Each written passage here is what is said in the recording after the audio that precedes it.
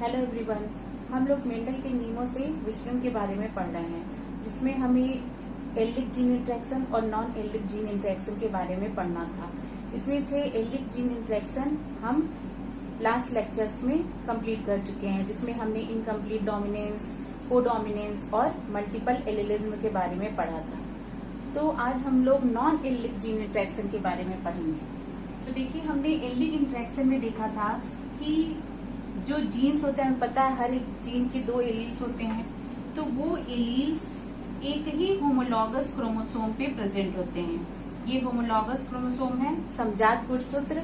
तो वो एलील्स जो जीन के होते हैं वो एक ही होमोलॉगस क्रोमोसोम के सेम लोकस यानी कि समान स्थान पे प्रेजेंट होते हैं। ये एल्डिक जीन इंटरेक्शन में था, जिसमें ये एलील इस दूसरे एलील को किस प्रकार से प्रभावित करता है, इसके बारे में हम लोग एल्डिक जीन इंटरेक्शन में देखे थे। अब हमें पढ़ना है नॉन एल्डिक जीन इंटरेक्शन। इसमें क्या होता है, इसमें जो एलील्स होते हैं वो एक ही होमोलॉगस क्रोमोसोम पे प्रेजेंट ना होके किसी दूसरे क्रोमोसोम पे प्रेजेंट होते हैं। और अब इसमें हमें ये देखना है कि ये वन पेयर ऑफ एलील यानी एक जोड़ी एलील दूसरे पेयर ऑफ एलील को किस प्रकार से प्रभावित करता है, इसीलिए इसको कहते हैं नॉन एलिलिक जीन इंटरेक्शन। इसमें हमें ये देखना है कि ये जो वन पेयर एलील है, ये वन पेयर एलील दूसरे वन पेयर एलील को कैसे प्रभावित करता है। तो देखिए, इसमें हमें दो टॉपिक पढ़ना है, प्लियोट्रॉपी और पॉलीजीनी। तो फर्स्ट देखते हैं pleiotropy. When one gene controls या determines more than one character, जब एक जीन एक से ज्यादा कैरेक्टर को डिटरमाइन करता है या कंट्रोल करता है, नियंत्रित करता है, तो इसी को कहते हैं प्लियोट्रॉपी। मेंडल ने क्या बताया था? मेंडल ने कहा था कि एक जीन एक ही कैरेक्टर को कंट्रोल करता है या प्रदर्शित करता है। जैसे कि ये जीन है, तो ये किस कैरेक्टर को प्रदर्शित करता है? तने की लंबाई को। तो मेंडल ने ये कहा था कि एक जीन या कह सकते हैं एक पेयर ऑफ एलील केवल एक ही लक्षण को प्रदर्शित करता है।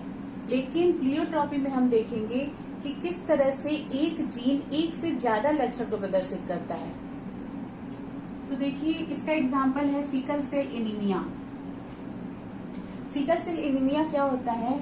RBC becomes sickle cell. इस डिजीज में जो आरबीसी होती है ह्यूमन की, वो आरबीसी सिकल के आकार यानी कि हसिया के आकार की हो जाती है और उसकी लाइफ लॉन्गिटी भी कम हो जाती है, मीन्स कि उसकी जीवन काल भी कम हो जाता है आरबीसी का। नेक्स्ट देखिए, हीमोग्लोबिन, इसको एचबी से रिप्रेजेंट करते हैं, does not carry oxygen properly. और हमें पता है हीमोग्लोबिन ही हमारी बॉडी में ऑक्सीजन कैरी करता है। तो वो जो हीमोग्लोबिन होता है, वो हीमोग्लोबिन भी ऑक्सीजन को कैरी करना कम कर देता है या ठीक से कैरी नहीं कर पाता है। इसकी वजह से जो पर्सन्स है वो क्या हो जाते हैं? एनीमिक हो जाते हैं। देखिए, इस डिजीज में नॉर्मली क्या होता है कि हीमोग्लोबिन में दो चेन होती है, अल्फा बीटा। उस चेन में 1 नंबर पे वैलिन प्रेजेंट होता है और 6 नंबर पे ग्लूटामिक एसिड प्रेजेंट होता है। ये वैलिन और ग्लूटामिक एसिड अमीनो अम्ल हैं। तो हीमोग्लोबिन की चेन में 1st नंबर पे वैलिन और 6 नंबर पे ग्लूटामिक एसिड प्रेजेंट होता है। लेकिन और इसकी वजह से जो आरबीसी का आकार है वो बाइकॉन्केव हो जाता है नॉर्मल ह्यूमन में।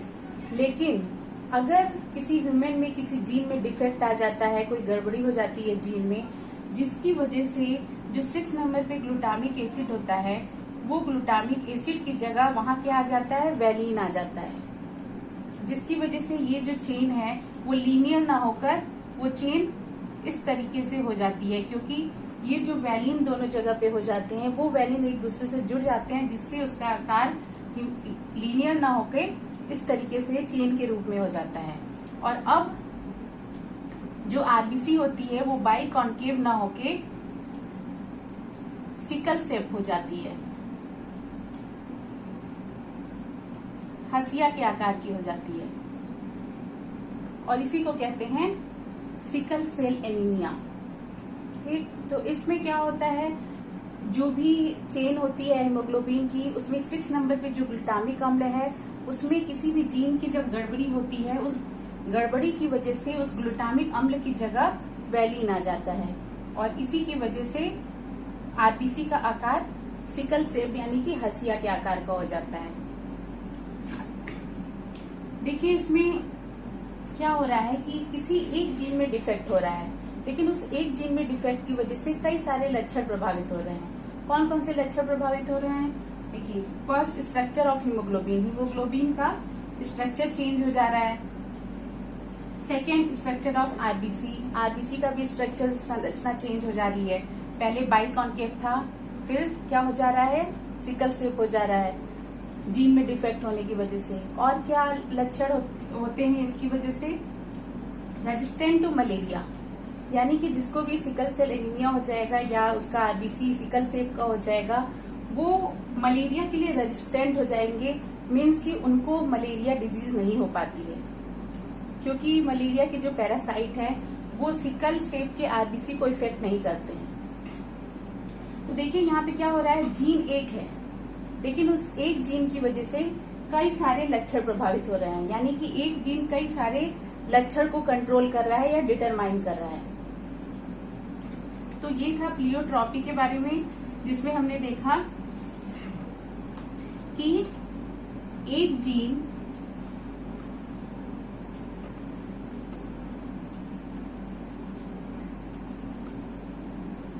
अफेक्ट कर रहा है मोर देन वन कैरेक्टर,